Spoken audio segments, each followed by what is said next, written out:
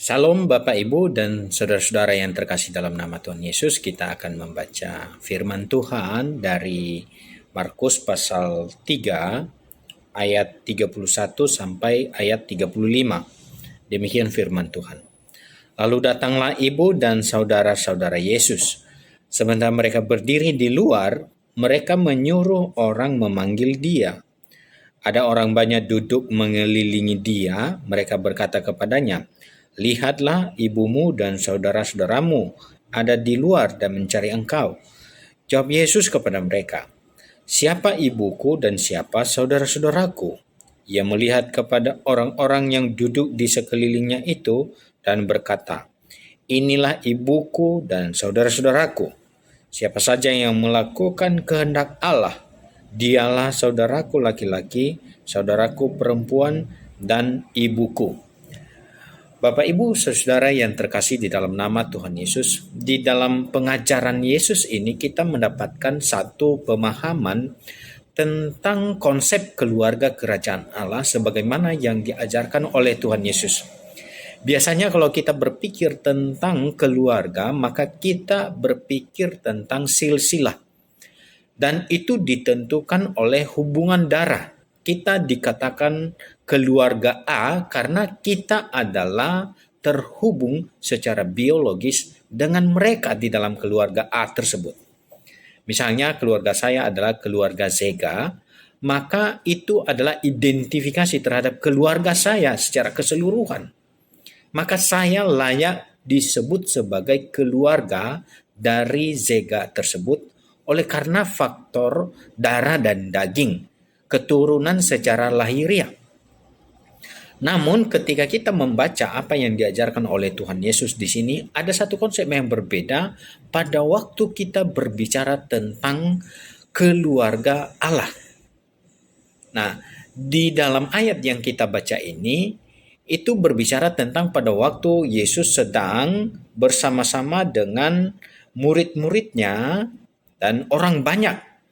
Jadi Yesus ada di dalam rumah bersama orang banyak, sementara ibunya dan saudara-saudara Yesus ada di luar rumah.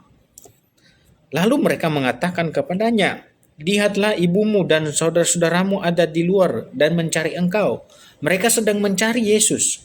Kita tidak tahu tujuan apa mereka mencari Yesus, tetapi pasti ada sesuatu yang mereka perlukan sehingga mereka mencari dia. Dan kalimat yang diucapkan oleh orang-orang, "Itu saudaramu, itu ibumu. Sambutlah mereka. Datanglah kepada mereka karena mereka mencari engkau." Tapi Yesus menjelaskan bahwa siapakah ibuku dan siapakah saudara-saudaraku. Jawaban ini bukan berarti bahwa Yesus kurang ajar. Yesus tidak sopan terhadap ibunya sendiri dan terhadap saudara-saudaranya sendiri. Bukan seperti itu. Tetapi melalui pernyataan dan kalimat yang diucapkan oleh orang-orang, ada satu hal yang mau diajarkan oleh Tuhan Yesus, yaitu di ayat 34, "Inilah ibuku dan saudara-saudaraku." Jadi dia melihat kepada orang banyak yang ada di sekelilingnya, dia katakan, "Inilah ibuku, kalianlah ibuku." Dan ada satu kalimat yang sangat penting di ayat 35, "Siapa saja yang melakukan kehendak Allah, dialah saudaraku laki-laki, saudaraku perempuan, dan ibuku." Jadi itulah yang mengikat tali persaudaraan. Seseorang menjadi saudara Yesus, menjadi saudaranya laki-laki, saudaranya perempuan, ibu dan bapaknya, yaitu syaratnya adalah mereka yang melakukan kehendak Allah. Jadi titik temunya adalah orang-orang itu adalah orang-orang yang melakukan kehendak Allah. Titik temu daripada keluarga Allah adalah mereka yang melakukan kehendak Allah.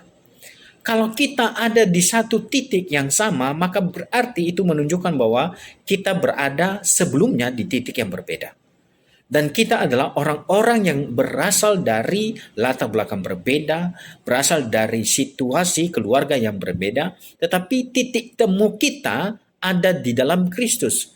Kita yang melakukan kehendak Bapa adalah saudara, adalah keluarga kerajaan Allah. Ini bukan berarti Bapak Ibu bahwa garis keturunan secara lahirnya itu tidak penting. Kalau kita membaca perjanjian lama sampai ke dalam perjanjian baru di dalam Matius pasal 1 itu disebutkan banyak sekali silsilah. Itu lanjutan daripada silsilah yang disebutkan dalam kitab-kitab Pentateuch, khususnya Tawarikh. Dan di dalam Matius pasal 1 itu berbicara tentang garis keturunan Yesus Kristus. Itu menandakan bahwa betapa pentingnya garis keturunan sehingga begitu jelas bagi kita bahwa Yesus adalah Mesias yang dijanjikan dari perjanjian lama. Bahkan dari Musa, dari Adam, itu sejarahnya bisa ditelusuri. Tetapi di sini satu konsep yang sangat penting ketika Yesus ada di dunia, mengajarkan tentang keluarga kerajaan Allah. Yaitu mereka yang dikatakan saudara laki-lakinya, saudara perempuannya, dan ibunya adalah titik temunya dan persamaannya adalah orang-orang itu adalah orang-orang yang melakukan kehendak Allah. Kiranya kita adalah orang-orang yang melakukan kehendak Allah, sehingga kita layak disebut sebagai saudara-saudari daripada Tuhan kita Yesus Kristus. Amin. Tuhan memberkati.